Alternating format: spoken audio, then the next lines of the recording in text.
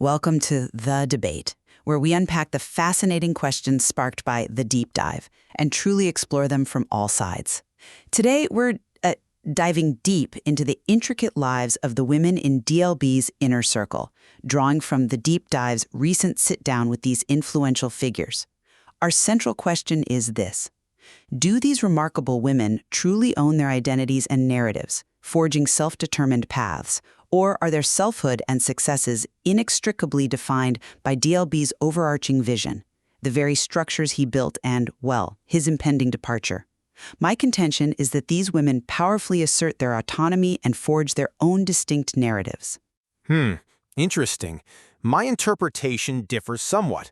I'll be presenting the perspective that their identities and actions, while yes, often appearing fiercely independent, remain deeply intertwined with D.L.B's influence and the significant legacy he is preparing to leave behind. It's really a question of where the true center of gravity lies in their universe, you know?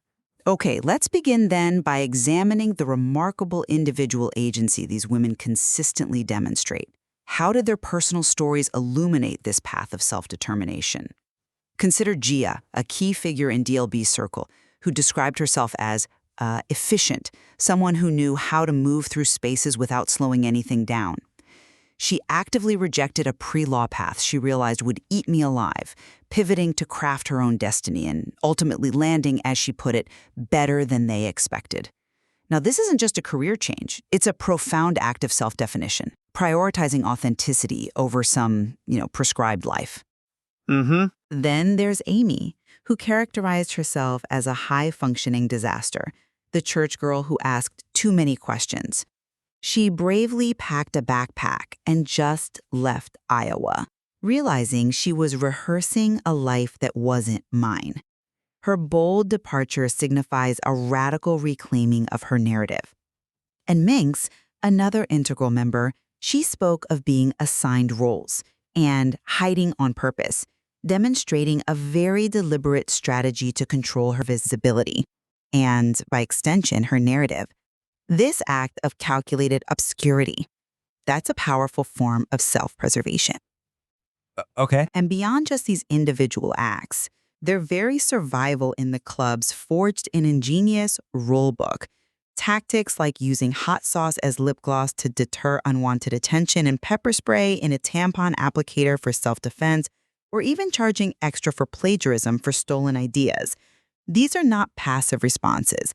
These are active, strategic acts of self-preservation and control, turning potential vulnerability into strength and asserting their own boundaries in often hostile environments. This rulebook isn't D.L.B's, it's theirs, born of necessity and innovation. Their community is also self-forged. You see it when Gia protected Jasmine, a younger artist, and Minx ensured the next girl didn't go in alone. This illustrates fierce loyalty and self-reliance amongst themselves, demonstrating a robust support system independent of D.L.B. Right. Finally, the no chains philosophy of 11SX Music, D.L.B's independent label, where nobody is bound here ever, emphasizes a radical freedom of choice. Artists can walk away, which means their investment is genuine and uncoerced, fostering true artistic autonomy. And even within D.L.B's orbit, Leona J., a prominent vocalist, has the unique ability to rearrange D.L.B's hooks without argument. That underscores her earned respect and autonomous creative power. Well, while those individual journeys are compelling, I find myself weighing them against the undeniable influence of D.L.B's carefully curated environment. You highlight their individual agency, sure, yet doesn't the initial reckoning that followed D.L.B's seminal project Cognizance Altered, an album that explored deep themes of identity disruption, doesn't that reveal a fundamental permeability? The women described feeling untethered, with their identity glitching, which acted as a weird prologue to the deep dive sit-down. This strongly suggests their selfhood isn't entirely self-contained, but rather deeply subject to external artistic and environmental influences. Furthermore, D.L.B's foresight in protecting authenticity from external commodification, as Julia, his longtime manager, stated, "The world's already calling you something, might as well name it before they do." That reveals his foundational role in shaping HHN, the creative collective and cultural hub, and its very existence in narrative right from the outset. This isn't reactive self-expression, but a narrative framework carefully constructed by D.L.B. Okay. But couldn't that framework also be enabling? Enabling, perhaps, but still defining. Look at Minx herself, the one you cited as strategically hiding. She also said she speaks because if I don't speak at least once, someone else will try to do it for me. Now that highlights a reactive narrative control, almost a necessity, rather than unbridled self-expression. Her previous librarian self, she admitted, was just safe, not real, suggesting a struggle for true authenticity that wasn't entirely self-initiated, but a response to external pressures. Then consider Tala Daida, a celebrated artist within 11SX. She's often described as the mirror of D.L.B's soul, channeling his stories and messages, giving voice to truths he might not express himself. This indicates her artistry is in part an extension of his own narrative, making her the Princess of 11SX, a title D.L.B reportedly dislikes, yes, but one that nonetheless defines her status within his world, a world he constructed. The unanimous agreement at the table during the deep dive sit-down that Tala was the best one for D.L.B, even acknowledging we know it's Liana, D.L.B's partner, that reveals a core intimacy with D.L.B that defines status and creates a hierarchy within the group.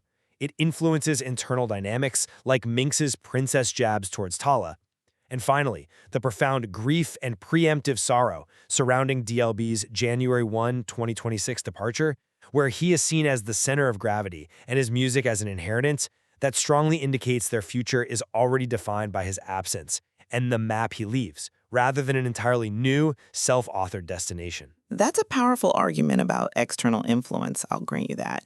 But I believe the narratives themselves tell a different story about their self-driven autonomy. While I acknowledge D.L.B's foresight, the women's individual journeys consistently show an active rejection of societal molds.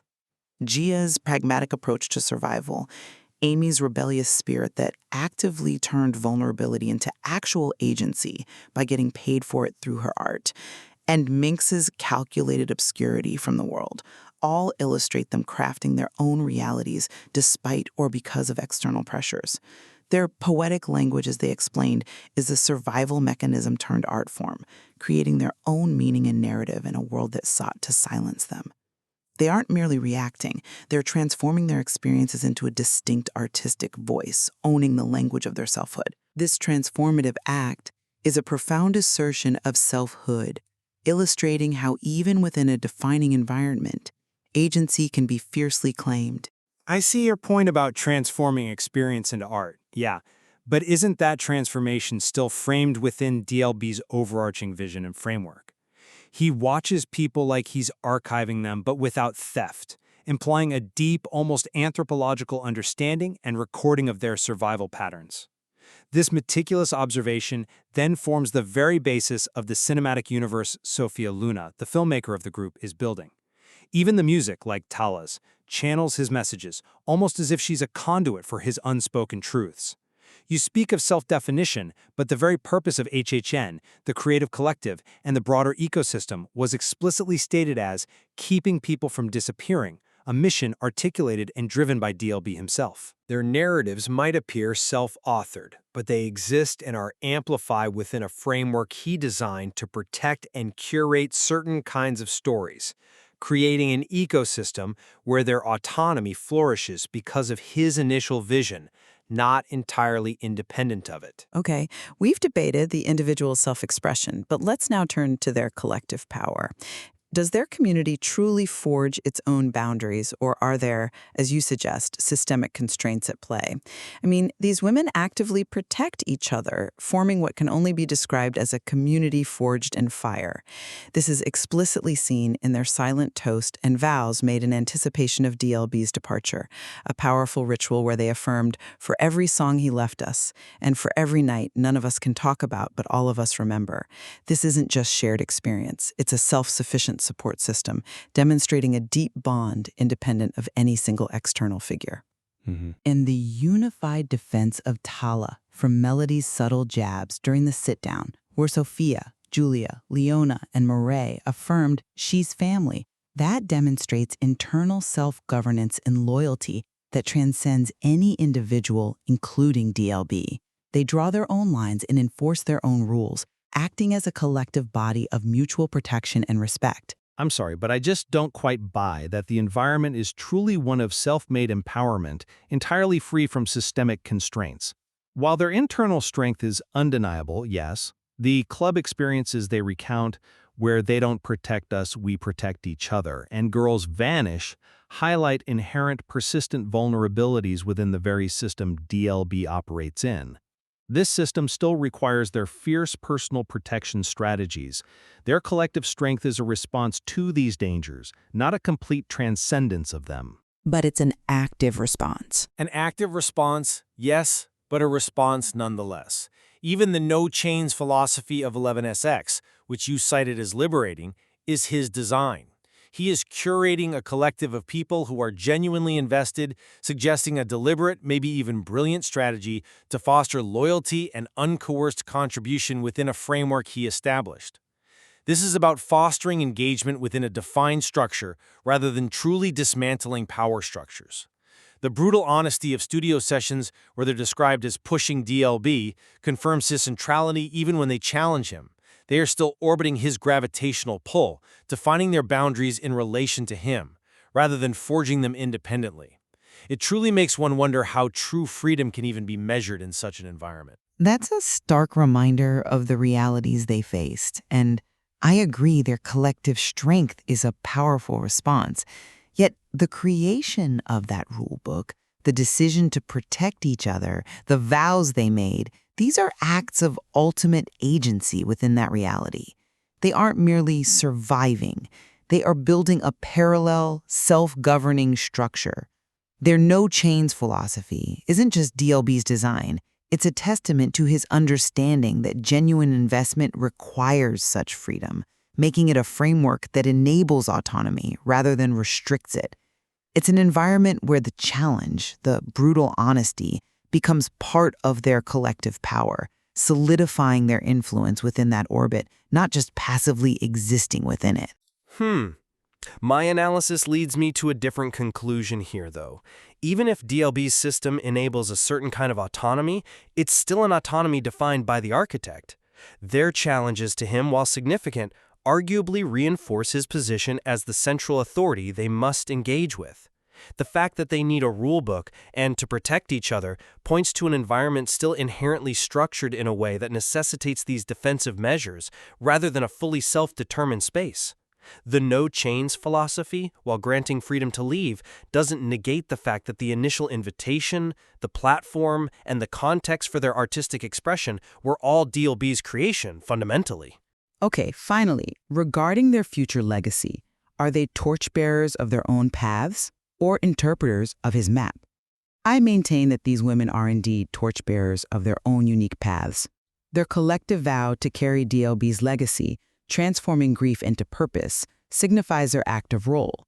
They are poised to transform it, turn it into something else entirely, using his map as a starting point for their own unwritten destination. This showcases true freedom and a forward-looking autonomy, moving beyond mere preservation to innovative evolution. Sophia Luna, the visionary filmmaker with her film and branding background, is uniquely positioned to translate their lived experiences, their stories, their survival patterns, their collective rulebook into a broader narrative, moving from sound to vision, but crucially through their lens. This isn't just archiving, it's reimagining and recasting a legacy into something entirely new, driven by their collective agency. I approach this from another angle. D.L.B's impending departure, anticipated with such profound grief by all, makes him the ultimate defining force for their future. As Zong, one of the inner circle, so poignantly said, he left all the songs but not himself. We can play him forever, but we'll never call him again. This creates an undeniable void that fundamentally shapes their entire future trajectory. His music is openly described as an inheritance, a map, filled with breadcrumbs and messages to decode. This suggests their future roles are primarily as interpreters and perpetuators of his narrative and vision, rather than creators of wholly independent ones. Sophia Luna's role, while pivotal, is described as taking his survival patterns and packaging them into something cinematic. This indicates an expansion of his vision, an extension of his established world into a new medium, not a complete departure from it. They are indeed custodians of his legacy, working with the tools and narratives he provided, solidifying their role as interpreters of his map, rather than architects of a completely new one. The conversation around these remarkable women from the deep dive certainly reveals a profound tension, doesn't it, between radical self-definition and the indelible imprint of a visionary like D.L.B. We've heard compelling arguments for how they forged identities and communities through immense struggle, fiercely protected their narratives, and actively transformed survival into art. Their individual pivots and collective rulebook showcase genuine agency, asserting self-determination even within challenging environments, using the framework provided by D.L.B. perhaps, but using it to amplify their unique voices and forge their own unwritten destinies. Yet, we've also considered the powerful, often subtle, ways in which D.L.B.'s presence, his meticulously curated environment, and his impending departure fundamentally shaped their paths and the very language they use to articulate their truths. Their experiences of identity glitching, their positions within his established hierarchy, and their future roles as interpreters of his profound map suggest a deep interconnectedness that defines, maybe even enables, their perceived autonomy. The legacy, while carried forward by them, remains profoundly rooted in the architecture he so brilliantly built. So the question remains, how much of their story is truly their own, a testament to unbridled liberation, and how much is a powerful testament to resilience and creative adaptation within a deeply influential yet defined ecosystem? Their journey offers no simple answers, only rich layers of complexity.